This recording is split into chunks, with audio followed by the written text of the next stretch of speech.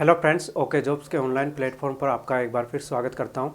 दोस्तों, हम पढ़ रहे थे भारतीय राष्ट्रीय आंदोलन, और भारतीय राष्ट्रीय आंदोलन में हम आ गए थे अब तक जो हमने पढ़ा था कि कैसे उदारवादी संगठन की स्थापना होती है भारत में, और भारतीय राष्ट्रीय कांग्रेस कैसे काम करता है, उन सब के बारे में हमने पढ़ा। और इससे पहले हमने पढ़ा था कि भारतीय राष्ट्रीय कांग्रेस की स्थापना कहाँ पर हुई थी, कैसे हुई थी, कौन इनके अध्यक्ष थे, किन किन ने इनमें पार्टिसिपेट लिया था। तो दोस्तों, एक बार थोड़ा रिविजन करते हैं उसके बारे में कि हमने पढ़ा था कि कांग्रेस की स्थापना 28 दिसंबर 1895 को 28 दिसंबर 1885 को बम्बई में हुई थी, और गोकुल पास तेजपाल कॉलेज में हुई थी, गोकुललाल तेजपाल कॉलेज में ग्वाला टैंक मैदान में हुई थी, और इसमें 72 प्रतिनिधियों ने भाग लिया था।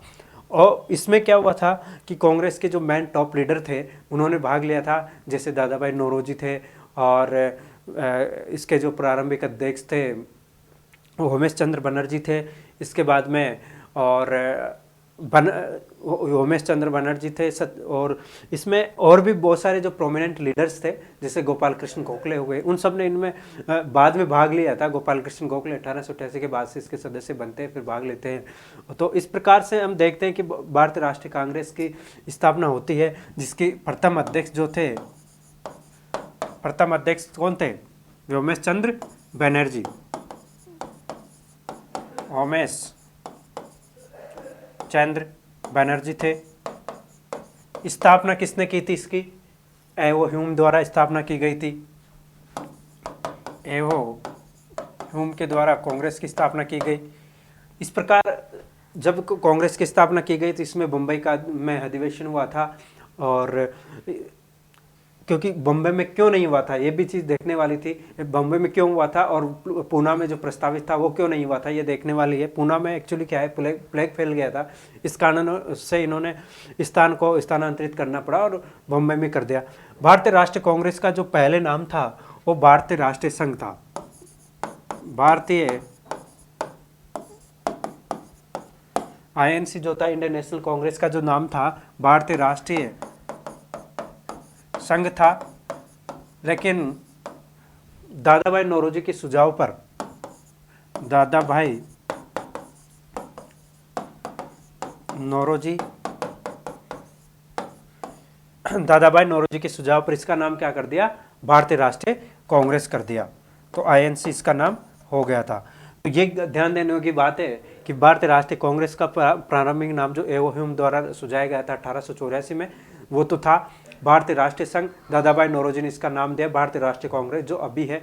और एक और चीज़ थी, इसके बाद में दादा भाई नौरोजी जो थे ये द्वितीय कांग्रेस अधिवेशन, कलकत्ता अधिवेशन की अध्यक्षता करते हैं, और यह कांग्रेस के 3 बार अध्यक्ष बनते हैं। इसके बाद में गोपाल कृष्ण गोखले आते हैं, जो 1888 का जो इलाहाबाद अधिवेशन हुआ था प्रथम, जिसके अंग्रेज अध्यक्ष थे, उसमें ये सदस्य बनते हैं, और उसके बाद में ये लगातार काम करते जाते हैं। और फिर हमने दोस्तों पढ़ा था कि भारतीय राष्ट्रीय कांग्रेस के क्या सिद्धांत है, उसके लेकर क्या मतभेद थे, जैसे सेफ्टी वालों सिद्धांत पढ़ा था हमने। और इसके बाद में हमने देखा था कि एक तड़ित चालक का सिद्धांत था गोपाल कृष्ण गोखले का, वो हमने पढ़ा था। इस तरीके से भारतीय राष्ट्रीय कांग्रेस के बारे में जो विभिन्न विद्वानों के मतभेद थे, वो विभिन्न विद्वानों के क्या क्या कथन थे, वो पढ़े हमने। तो इस प्रकार से हम आगे के बाद में 1885 से लेकर के 1905 तक का जो कांग्रेस का काल रहा था, इसको जैसे उदारवादी नरमपंथी काल कहता है, लिबरलिज्म कहते हैं। तो इसको हम डिटेल से पढ़ेंगे अभी। तो दोस्तों, भारतीय राष्ट्रीय कांग्रेस का जो 1885 से 1905 तक का जो काल था उसको उदारवाद काल कहा जाता है।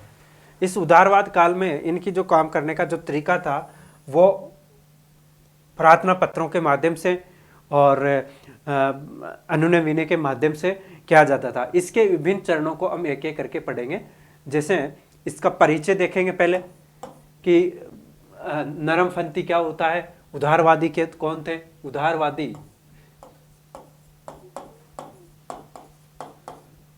उदारवादी जो थे ये चरण में इसमें क्या काम हुआ था, कैसे हुआ था, इसके परिचय पढ़ेंगे, क्या था ये। इसके बाद इसकी कार्य प्रणाली, प्रोसीजर के बारे में जानेंगे कि इसके इनके कार्य करने का जो तरीका था वो कैसा था।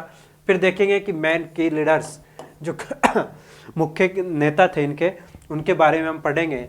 और इसकी चौथा जो काम था वो था इनकी मुख्य मांगे क्या थी। इनकी मैम जब मुख्य मांगे 11 मांगे थी, तो वो क्या क्या मांगे थी, कैसे इन्होंने काम किया था। फिर देखते हैं हम दोस्तों इनकी कितनी सफलताएं थी, इनको कितनी सफलताएं मिली। और फिर देखते हैं दोस्तों इनकी सीमाएं क्या थी, अर्थात इन्होंने क्या असफलताएं, अर्थात असफलता तो नहीं थी लेकिन किस हद तक इन्होंने काम किया था। इस प्रकार दोस्तों इसको एक एक करके एक एक इसके आयाम को हम देखेंगे, डायमेंशंस को देखेंगे। तो जैसे पहला आता है उदारवाद का परिचय। पहला आता है उदारवाद का परिचय। तो जो भारतीय राष्ट्रीय कांग्रेस का 1885 से और 1905 तक का जो काल था वो उदारवादी काल कहा जाता है, लिबरलिज्म काल कहा जाता है।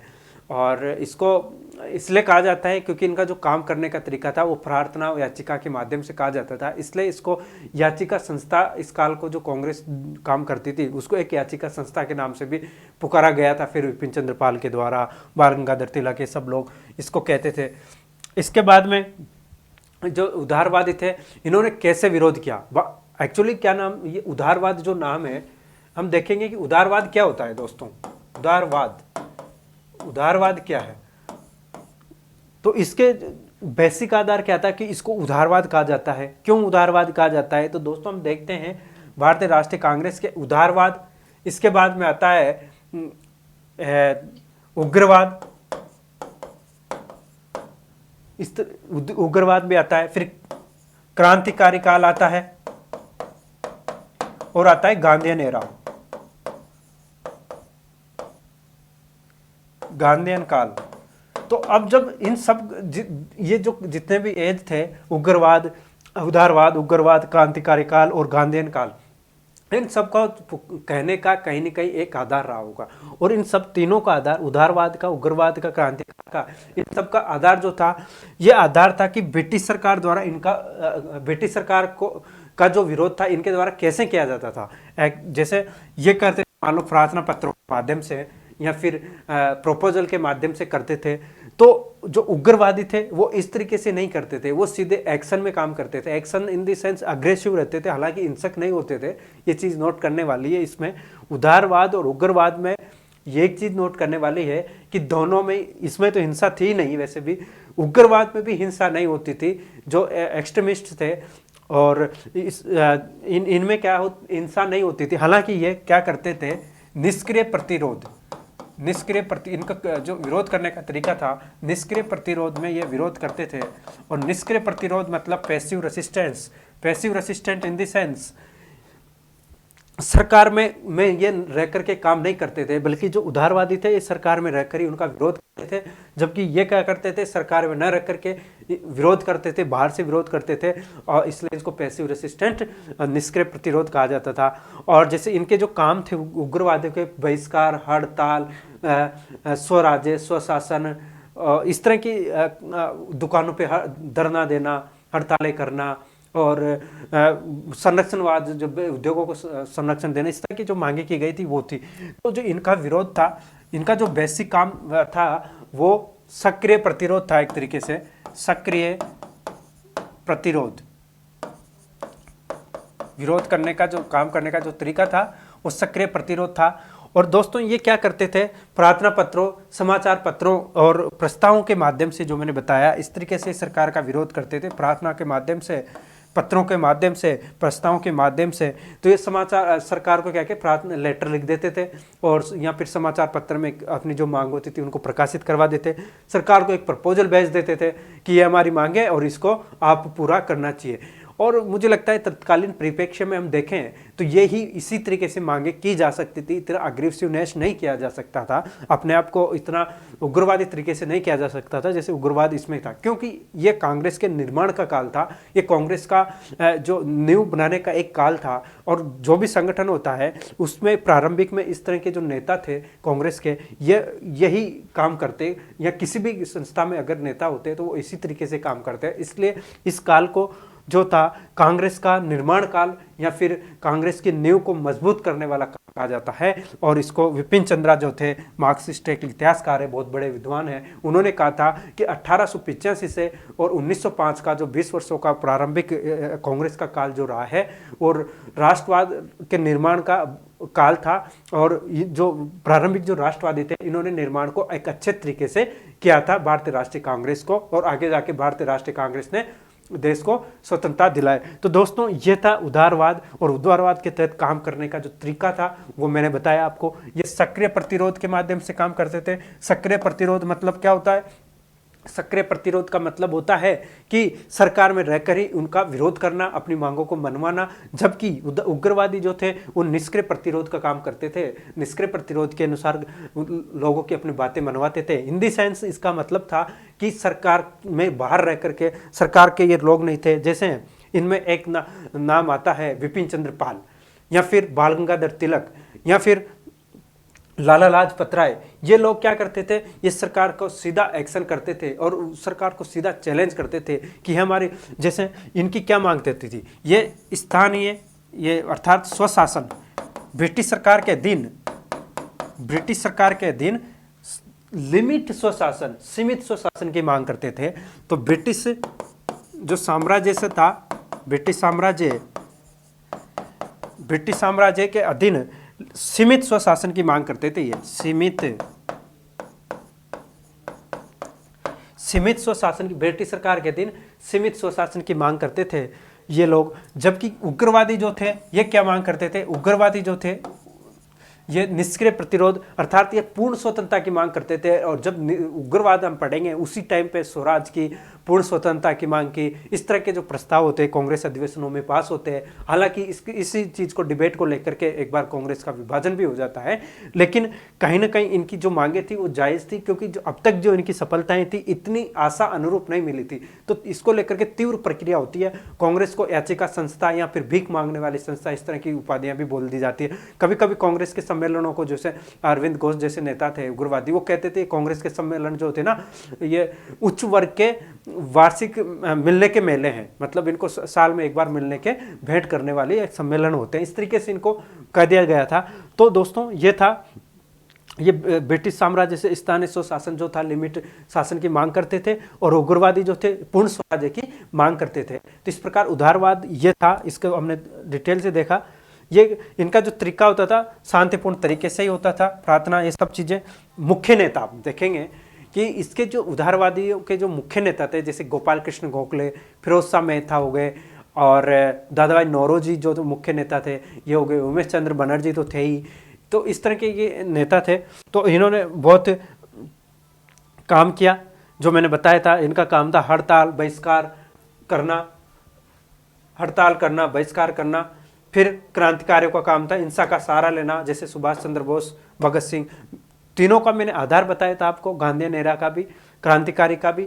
और क्रांतिकारी करते सीधा एक्शन का काम करते थे, जैसे लाला लाजपत राय की, इन्होंने ब्रिटिश सरकार का जैसे साइमन कमीशन का विरोध कर रहे थे, तो साइमन कमीशन का जब विरोध करते उनकी लाठियों से डेथ हो गई थी बाद में। और लाला लाजपत राय ने उस टाइम कहा था कि मेरे शरीर पे पड़ी ब्रिटिश साम्राज्य की एक एक लाठी जो है ब्रिटिश साम्राज्य के ताबूत में एक कील का काम करेगी, और वो जाकर वास्तव में कील का काम की, और कील का काम इस तरह से की कि सैंडर्स की जो अपने भगत सिंह, सुखदेव और राजगुरु, ये जो लोग थे, इन्होंने सैंडर्स की हत्या कर दी थी। तो इस तरीके से हम देखते हैं कि क्रांतिकारी जो थे सीधे हिंसा का सहारा लेते थे, जबकि ये उग्रवादी लालपाल और बाल जो थे ये हड़ताल, बहिष्कार, स्वदेशी, स्वराज्य की मांग करते थे। इस तरह से ये चलते थे।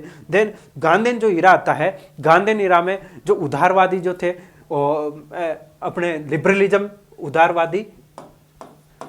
उदारवादियों का और उग्रवादियों का मिश्रण था।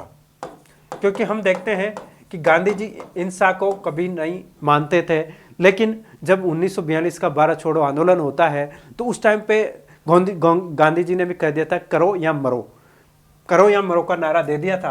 तो इस तरीके से धीरे धीरे गांधी जी भी समझ पा रहे थे कि जो ब्रिटिश सरकार है उनकी नीति क्या है हमको लेकर, और हमारी जो मांगे हैं उनको लेकर वो किस तरह से नज़रअंदाज करते हैं, कितना महत्व देते हैं, यह सब कहा गया था।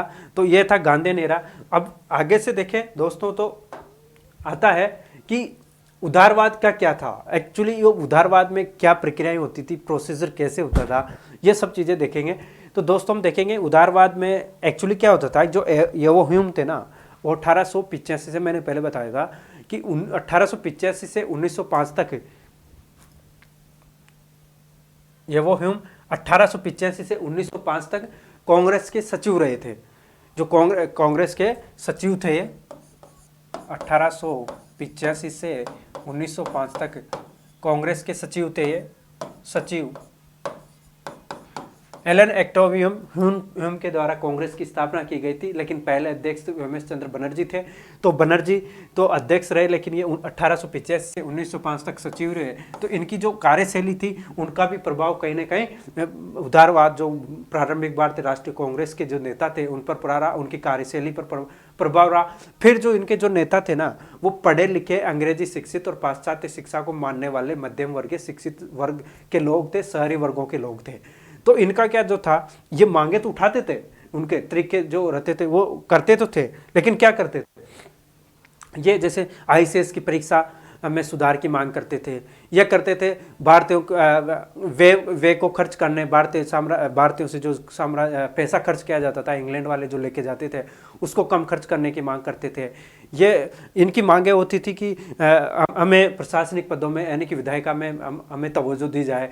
लेकिन ये एक जो मांग रहती थी उन नीचे तबके की, जैसे किसान और मजदूरों की मांगे रहती थी, उनके बहुत सारे अकाल पड़ते थे और उसके बावजूद उनसे टैक्स लिया जाता था, कर लिया जाता था, उनकी बहुत बुरी हालत थी, वो महाजनों के जालों में फंसते जाते थे। उनकी मांगों को ये उठाते नहीं थे, उनके प्रस्ताव में ये बातें होती थी, लेकिन उसको इतना महत्व न दिया जा करके इनकी जो मांगे भी होती थी ना, वो एक उच्च लेवल की ही होती थी। इस कारण उदारवादियों की जो को इसलिए कहा जाता है कि ये इनका एक सोच भी थी वो। तो इस तरीके से ये पहले तो प्रभाव रहता है येवो ह्यूम का रहता है, फिर रहते हैं कि अंग्रेजी शिक्षा प्राप्त मध्यम वर्गीय शहरी वर्गीय जो क्षेत्र था, तो वो उस चीज़ को समझते थे, नीचे की इतनी बातों को नहीं समझ पा रहे थे। तो ये भी एक कारण था उदारवाद होने का। और जो उदारवाद के बाद में जो एक्सट्रीमिस्ट आता है, इसका कारण एक ये भी होता है, उदारवादी थे, नरम शहरी क्षेत्र की मांगों को महत्व देते थे, या उस तरीके अभिजात्य वर्ग की जिस तरह की सोचते थे आईसीएस में परीक्षा में सुधार, जैसे सुरेंद्रनाथ बनर्जी थे, वो सब, फिरोज शाह मेहता, ये सब लोग। और इसके बाद में जब जैसे ये सब चीज़ें पूर्ण नहीं होती है, प्रार्थना पत्रों के माध्यम से किसानों की हालत खराब हो जाती है, तो फिर क्या आता है, एक्सट्रीमिस्ट आता है। इसलिए एक्सट्रीमिस्ट का उद्भव होता है, जो उसमें आगे वाले लेक्चर में हम पढ़ेंगे। अभी इसके बारे में देखते हैं। और दोस्तों मैंने बताया था कि जो उदारवाद था, ये कांग्रेस के नींव के निर्माण का, कांग्रेस के निर्माण का काल था। कांग्रेस को यह इस टाइम पे गढ़ा गया था, तराशा गया था, इसको नींव को मजबूत किया गया था इस टाइम, क्योंकि ये कांग्रेस में जैसे फिरोज शाह मेहता थे या फिर विपिन चंद्र पाल थे, इन्होंने भी इस बात को माना कि जो 1885 का जो काल था 1905 तक का, एक कांग्रेस के निर्माण काल था, कांग्रेस का निर्माण काल था। इसके बाद इस बात को विपिन चंद्रा भी जो थे, विपिन चंद्रा, ये भी इस बात को महत्व देते थे। इसके बाद में आगे इसकी कार्य प्रणाली के बारे में हम देखेंगे, किस तरह से इसकी प्रोसीजर होती थी। तो ये जो लोग थे उदारवादी, यह ब्रिटिश सरकार की न्यायप्रियता में विश्वास करते थे। मैंने पहले बताया कि ब्रिटिश सरकार की न्यायप्रियता में विश्वास का मतलब था कि संवैधानिक तरीकों से ये राज व मध्य आंदोलन के माध्यम से ये अपनी बातों को मनवाना चाहते थे। और इनका ये तरीका रहता था कि जैसे कनाडा और ऑस्ट्रेलिया को स्वतंत्रता मिली है, तो वैसे ही हमें भी स्वतंत्रता मिल जाएगी। और ये स्वतंत्रता की मांग नहीं थी तब तक तो ये थी कि ब्रिटिश साम्राज्य के अंतर्गत हमें स्वशासन मिल जाए, हमें ब्रिटिश जिस तरह से विधायिका में हमें पद दे जाए, हमें भी उसमें शामिल किया जाए, इस तरह की इनकी मांगे होती थी। तो वही दोस्तों, अंग्रेजों की न्यायप्रियता में ये विश्वास करते थे। इसके बाद ये संवैधानिक तरीकों से आंदोलन करते थे और याचिकाओं के माध्यम से सुधारों की मांग करते थे। संवैधानिक तरीकों में एक और इसका नाम आता है राजवा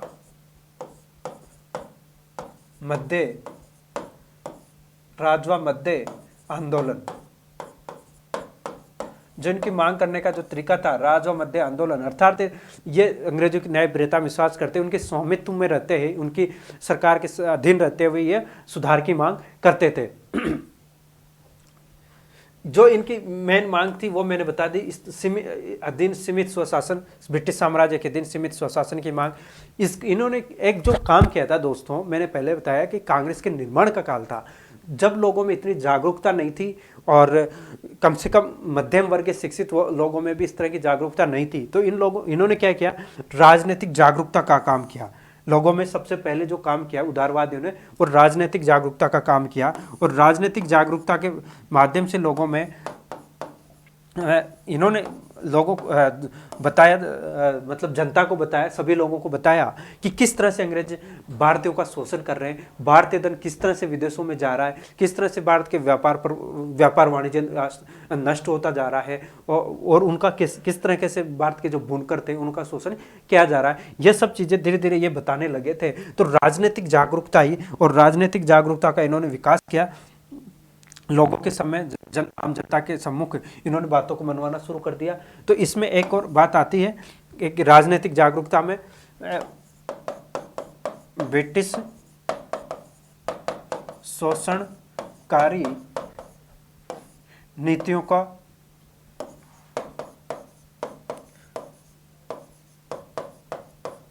को उजागर करना, ब्रिटिश शोषणकारी नीतियों को उजागर करना इनका काम था। राष्ट्रीय एकता को बढ़ावा देना। राष्ट्रीय एकता का मतलब क्या था? राष्ट्रीय एकता का मतलब था कि देश की सभ्यता और संस्कृति के बारे में लोगों को बताना कि हमें हमारी संस्कृति पर गर्व है और हमें अपनी संस्कृति के अनुसार जीना है। और अलग अलग देशों से नए नए विचारों के जो लोग आते थे उनको बारे में, उनको लेख समाचार पत्रों के माध्यम से अपने अधिकारों के प्रति जागरूक करते थे। तो ये राष्ट्रीय एकता को बढ़ाते थे और राजनीतिक जागरूकता पैदा करते थे ब्रिटिश की शोषणकारी नीतियों को लेकर के। ब्रिटिश साम्राज्य के दिन स्वशासन की मांग इन्होंने पहली बार की थी। अब देखते हैं इसके मुख्य नेता कौन कौन से थे दोस्तों। तो जैसे मुख्य नेता में मैंने पहले बताया, रमेश चंद्र बनर्जी आते हैं, दादा भाई नौरोजी आते हैं, सुरेंद्र नाथ बनर्जी आते हैं, गोपाल कृष्ण गोखले आते हैं। तो हम थोड़ा सा इनके बारे में डिटेल देखते हैं। तो रमेश चंद्र बनर्जी जो थे कांग्रेस के प्रथम अध्यक्ष थे, और कांग्रेस के जब प्रथम अध्यक्ष होने के साथ साथ इन्होंने कहा था कि जो कांग्रेस है ये सभी को लेकर साथ चलेगी, कांग्रेस में सभी लोगों को महत्व दिया जाएगा। तो कांग्रेस के, और जिसमें प्रथम अधिवेशन में जो भाग लेने वाले थे 72 तो प्रतिनिधि थे इसमें भाग लेने वाले, बम्बई में हुआ था।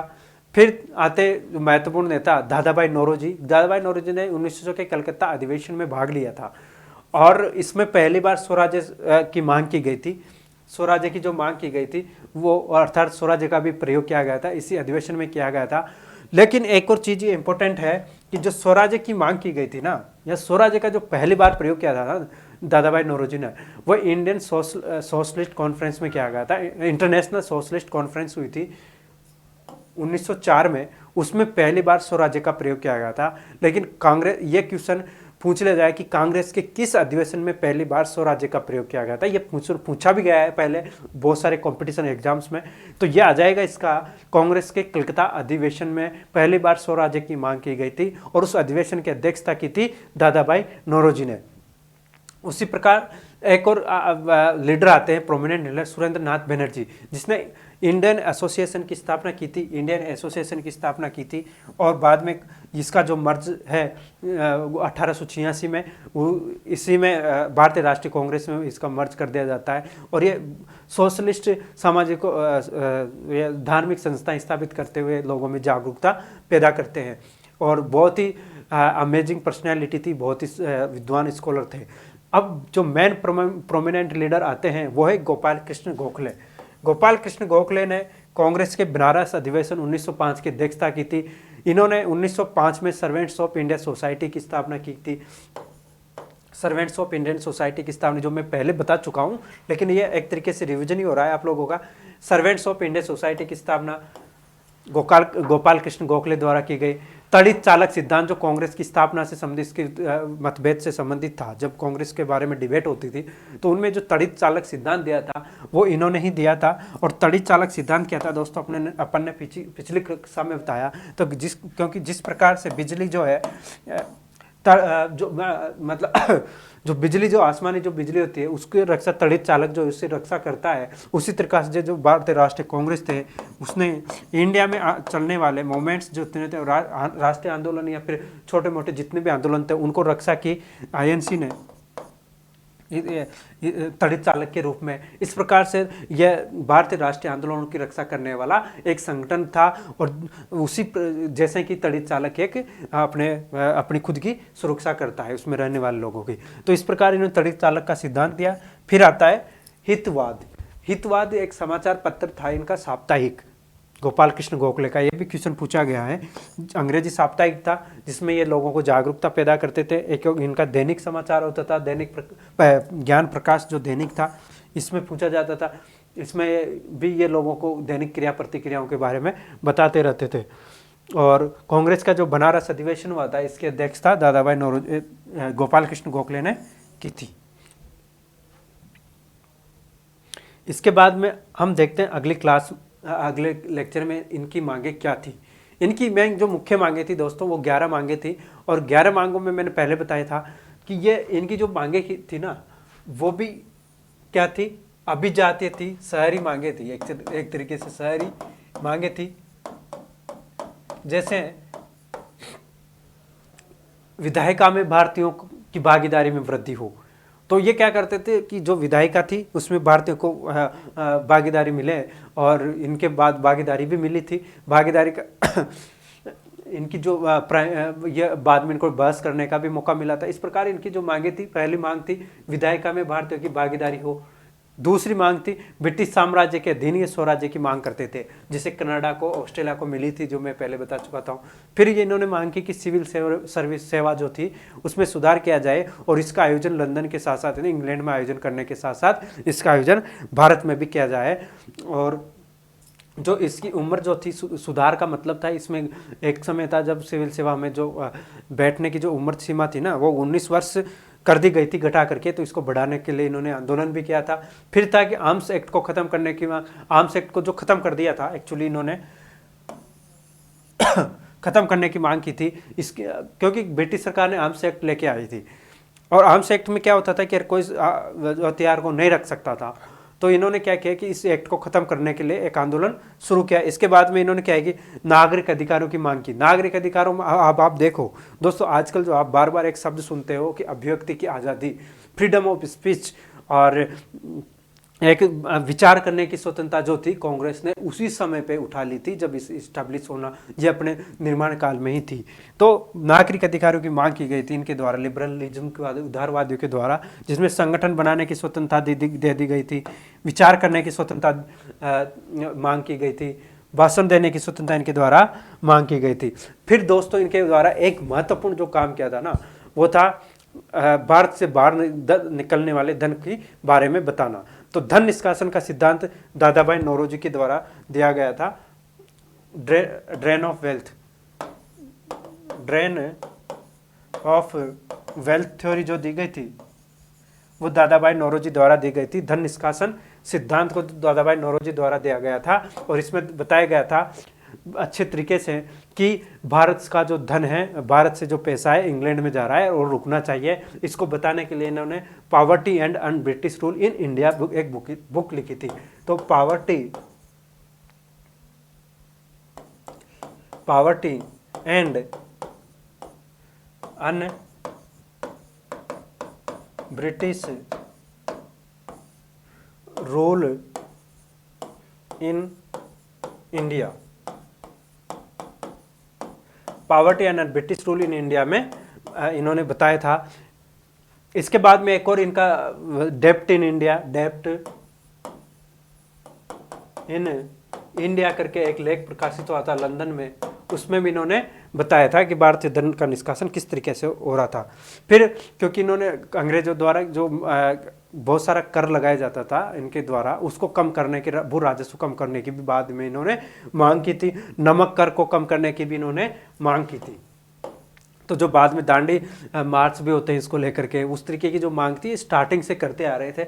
एक था कि भारतीय उद्योग जो थे ना उनको भी संरक्षण देने की मांग की गई थी। वो संरक्षण देने की मांग ऐसे थी क्योंकि जो भारत से जो उद्योग थे ना, इनका जो उत्पादित होते थे ये इंग्लैंड में जाते थे, तो उस पर बहुत ज़्यादा टैक्स की रेट रहती थी। लेकिन जब वहाँ से जो माल आता था ना, उस पर टैक्स की रेट नहीं रहती थी, इसलिए ये जो भारतीय व्यापारी थे ना, इनका उद्योग धंधे बर्बाद होते चले गए। तो इन्होंने क्या किया, भारतीय उद्योगों को संरक्षण देने की मांग की। जो भारतीय उद्योग थे वो भी फले फूले, तो ये मांग भी इन्होंने की थी। इसके बाद एक जो मेन मांग थी, इन्होंने स्थायी बंदोबस्त को देश के अन्य भागों में भी लागू करने की मांग की थी। तो दोस्तों कभी भी आरएस के जब मिलान में पूछे तो ये क्वेश्चन आने की पॉसिबिलिटी है, कभी भी आ सकता है आरएस में या फिर स्कूल लेक्चरर में या फिर किसी भी एग्जाम में क्वेश्चन पूछा जा सकता है कि इनमें से कौन सी मांग जो है उदारवादियों की नहीं थी। तो ये बहुत सारी मांगे तो आपको पता रहेगी, लेकिन जो मांग थी ना कि स्थायी बंदोबस्त को देश के अन्य भागों में लागू करना, यह भी इनकी मांग थी एक तरीके से। तो यह क्वेश्चन पूछा जा सकता है, तो ये ध्यान रखने की वाली बात है। फिर देखते हम इनकी प्रमुख उपलब्धियां क्या थी और कितनी सफलताएं थी। इन्होंने जो अपने मांगे रखी थी प्रार्थना पत्रों के माध्यम से, याचनाओं के माध्यम से, फिर प्रपोजल के माध्यम से ब्रिटिश सरकार को, उन्होंने किस हद तक सफलता प्राप्त की थी इनमें देखते हैं। इन्होंने, मैंने पहले बताया कि उदारवादी जो थे ना, इनकी जो मुख्य सफलता थी ना, वो कांग्रेस निर्माण में रही है। इन्होंने कांग्रेस की नींव को मजबूत किया, कांग्रेस को बनाए रखा, और कांग्रेस को एक उस फेज में क्या हुआ कि कांग्रेस पनपती रही और मजबूत होती रही, इससे लोग जुड़ते रहे, और लास्ट में जाकर के कांग्रेस ने देश को आज़ाद भी कराया था। जो मैंने पहले बार बार रिपीट कर रहा हूँ उन बातों को, तो वही चीज़ें हो रही। उदारवादियों ने कांग्रेस को गिरने से बचाए रखा। इसके बाद कांग्रेस के लिए एक अच्छी नींव तैयार की इसमें धन निष्कासन के सम्मुख, जनता के सम्मुख उजागर किया अपनी बात को। भारतीय शोषण जो किया जा रहा था, मैंने पहले बताया था किस तरह से ये शोषण कर रहे थे धन का। इसके बाद में इन्होंने जब मांग की थी कि भारत में हमें विधायिका में मतलब क्या नाम से शामिल किया जाए, और यहाँ हम शामिल करने के बावजूद हमें प्रश्न पूछने का भी अधिकार मिले, तो 1892 का जो भारतीय काउंसिल एक्ट आया था, इंडियन काउंसिल एक्ट 1892 में, इनमें भारत को व्यय की समीक्षा हेतु वेल्बी आयोग का गठन किया गया था, और प्रश्न पूछने का जो बजट होता था उस पर प्रश्न पूछने का भी अधिकार दे दिया। तो दोस्तों ये क्वेश्चन बहुत बार एग्जाम में आ चुका है कि किस एक्ट के द्वारा भारतीयों को विधायिका में प्रश्न पूछने का अधिकार दिया गया था। तो 1892 के इंडियन काउंसिल एक्ट के द्वारा भारतीयों को प्रश्न पूछने का बजट पर बहस का अधिकार दे दिया था। और इसके बाद में जब इन्होंने बार बार मांग की थी कि भारतीय व्यय में जो खर्च हो रहा है उसमें कमी की जाए और उसके लिए जांच की जाए, तो जांच करने के लिए, भारतीय व्यय के जांच करने के लिए वेल्बी आयोग का गठन किया था। वेल्बी आयोग जो था इसका गठन किया गया था 1897 में वेल्बी आयोग का गठन किया गया था। और इन्होंने, वेल्बी आयोग ने भारतीय के 2 सदस्यों के लिए मांग की थी कि 2 सदस्य आप इंडियन नेशनल कांग्रेस से भी भेजें। तो इंडियन नेशनल कांग्रेस से 2 सदस्य जाने वाले थे। पहले थे गोपाल कृष्ण गोखले, गोपाल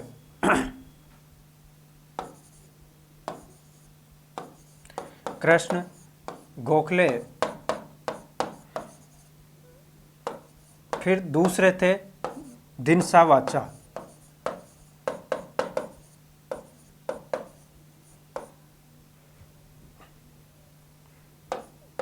दिनसा वाचा।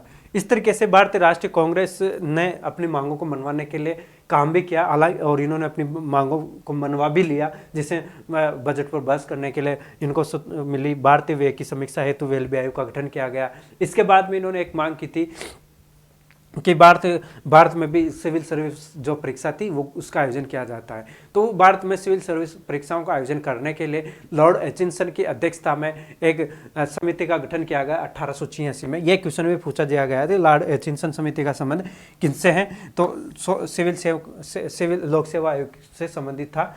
लॉर्ड एचिंसन समिति का संबंध 1886 में गठित की गई थी, और भारत और इंग्लैंड में एक साथ परीक्षा कराने के लिए इन्होंने मांग की थी, जिस पर भी सहमति बन गई थी। तो ये भी एक प्रोमिनेंट मांग थी जो जिसको पूरा मिलता है। और दूसरी बात जो थी कि भारतीयों को विदेशों से भी समर्थन मिला था।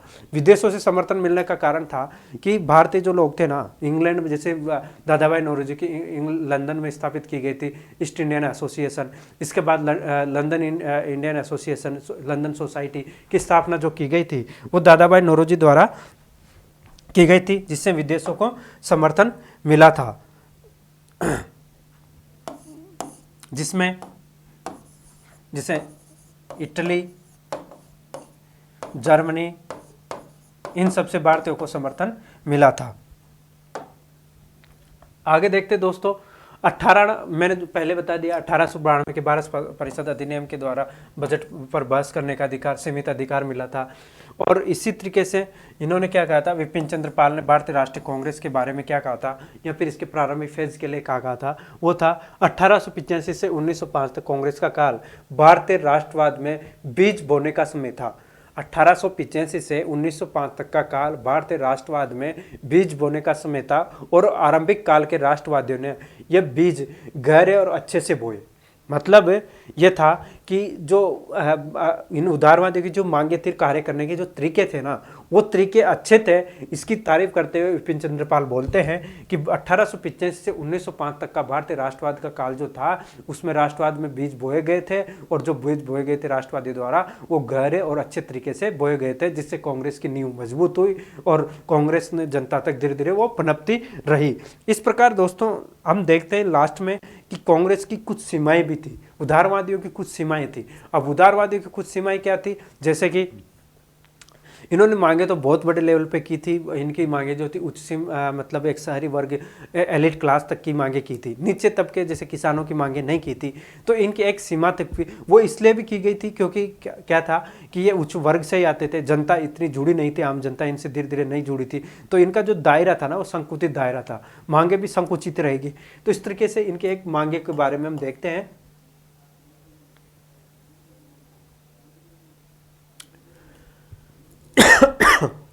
इनकी मांगे थी शहरी क्षेत्रीय का मतलब मैं बार बार वही रिपीट कर रहा हूँ कि शहरी क्षेत्रीय मतलब ये क्या थे कि जो कांग्रेस में जो लीडर थे ना, प्रारंभिक लीडर, वो पढ़े लिखे लीडर थे, अंग्रेजी शिक्षा प्राप्त थे, पाश्चात्य संस्कृति को फॉलो करने वाले थे, उनके विचारों को मानने वाले थे, और ये पाश्चात्य सभ्यता और संस्कृति या फिर इंग्लैंड की न्यायप्रियता में विश्वास करने वाले थे। तो जो इनकी मांगे थी ना, वो भी इसी तरीके की शहरी मांगे थी। तो इनकी जो शहरी क्षेत्र थे दोस्तों, शहरी क्षेत्रों की जो इनकी मांगे थी, ये वेस्टर्न एजुकेटेड पाश्चात्य शिक्षाओं से पढ़े लिखे थे। तो इनकी जो मांगे थी वो भी संकुचित मांगे थी, जैसे आईसीएस की परीक्षा में भाई हमको बिठाया जाए, यहाँ में सुधार की मांग की गई, विधायिका में सुधार की मांग की गई, और भारतीय व्यय के क्या जा रहा है उसकी मांग की गई, उसमें कम करने की मांग की गई। तो ये सब मांगे थी इन्होंने। हालांकि ये मांगे मतलब अच्छी मांगे थी, बुरी मांगे नहीं थी, लेकिन इसमें क्या था कि किसानों की समस्याओं को, मजदूरों की समस्याएं जो थी ना, उसको इतने बड़े लेवल पर नहीं उठाया गया। इनमें बातें तो की जाती थी, लेकिन प्रस्ताव होते थे, लेकिन उनके बारे में सरकारों से इतनी मांग नहीं की जाती थी। इसलिए इनका जो दायरा था ना वो संकुचित रहा। जैसे कि संकुचित का मतलब था कि बड़े लेवल पर इसका मांग नहीं की गई, जैसे भारतीय व्यय में मांग की गई थी, लेखों में प्रकाशित की, उस तरह की। और इसका जो आधार था ना फिर बाद में, वो एक सामाजिक आधार रहा। जो संकुचित आधार जो था वो सामाजिक ही रहा। जितने लोग इतने नहीं जुड़ पाए थे स्टार्टिंग में, तो संकुचित सामाजिक आधार होने के कारण इसके कुछ सीमाएं हैं जिनके हम बता रहे हैं कि इनका जो संकुचित सामाजिक जो आधार था वो संकुचित था। प्रार्थना पत्र, उदारवादियों की याचना नीति आदि जो थी, ये भी प्रभावशाली नहीं थी इतनी कि कितने प्रार्थना पत्र लिखे। सरकार को पता था कि प्रार्थना पत्र लिखेंगे, प्रपोजल देंगे, उसके बाद में इम्प्लीमेंट करे तो करे, नहीं तो नहीं करे, वो वाली बात थी। तो प्रार्थना पत्र और उदारवादियों की जो मांगे थी ना वो इतनी प्रभावशाली नहीं थी। इनकी मैंने बताया पहले वही उसी तरीके की भारतीय की शासन में भागीदारी, लोक सेवाओं का भारतीयकरण, इस तरह की इनके द्वारा मांगे की गई थी। तो मैंने पहले बताया था कि लाला लाजपत राय ने कांग्रेस के जो सम्मेलन थे ना उनको शिक्षित भारतीयों को राष्ट्रीय मेला कहा है। जो कांग्रेस के जो सम्मेलन हुए थे उनको लाला लाजपत राय ने शिक्षित भारतीयों का राष्ट्रीय मेला कहा है। और कहा है कि इनकी जो मांगे थी वो इतनी प्रभावशाली नहीं हुई थी। ये एक और चीज़ कही जाती है कि जो कांग्रेस के सम्मेलनों के बारे में कही दी थी बाल गंगाधर तिलक ने, कि ये वर्ष में एक बार टर्राने वाले बरसाती मेंढक है। कांग्रेस के जो सदस्य थे उनको लेकर बाल गंगाधर तिलक ने एक और स्टेटमेंट दिया था, जिनसे इनकी सीमाओं के बारे में हमको जानकारी लिखती है, तो हम समझ सकते हैं कि किस तरीके से जो एक्सट्रीमिस्ट जो इसके बाद में आएगा क्यों उद्भव होता है उसका, उनमें हम देखेंगे। लेकिन ये कहीं ना कहीं यहाँ पे भी इनकी सीमाएं देखने में हमको समझ सकते हैं कि लाला लाजपत राय जो थे ये कहते हैं कि शिक्षित भारतीयों का वार्षिक राष्ट्रीय मेला था ये, जो इनके कांग्रेस के वार्षिक अधिवेशन होते थे उनके लिए। उनके बाद में जो कांग्रेस के जो उदारवादी नेता थे उनको लेकर लाला बाल गंगाधर तिलक ने कहा था कि ये साल में टर्राने वाले बरसाती मेंढक है। तो इस प्रकार से ये बातें हुई थी। तो फिर इसके बाद में एक कांग्रेस में एक नई पीढ़ी का जन्म हुआ और वो था एक ग्रम दल। तो दोस्तों हमने क्या पढ़ा, हमने पढ़ा कि भारत में उदारवाद का उदय, उदारवाद कैसे आए भारत में, उदारवाद प्रारंभिक में उदारवादियों को क्या क्या मांगे थी, किस तरह से उन्होंने अपनी मांगों को उठाया, और फिर उसके बाद में उन्होंने क्या क्या काम किए और उनकी मांगे कौन कौन सी सफलताएं उनको मिली। उसके बाद में हमने पढ़ा दोस्तों कि उनकी जो सीमाएं थी मांग की वो कहाँ तक पूरी हुई कि नहीं, अगर पूरी नहीं हुई इनकी सीमाएं क्या थी, क्यों उनके कार्यकलाप, किस तरीके के उनके कार्यकलाप थे, उन सब के हमने एक एक करके जाना। अब कल की क्लास में हम देखेंगे दोस्तों कि गर्म दल एक्सट्रीमिस्ट जो होता है वो किस तरीके से भारत में काम करता है, और उन्होंने जो नई पीढ़ी आती है भारत में, एक लाल पाल बाल के रूप में, लाल पाल और बाल के रूप में अरविंद घोष भी थे, जिनकी निष्क्रिय प्रतिरोध की नीति थी वो किस तरह से लागू होती है। तो इसको देखते हैं अगली क्लास में। Thank you.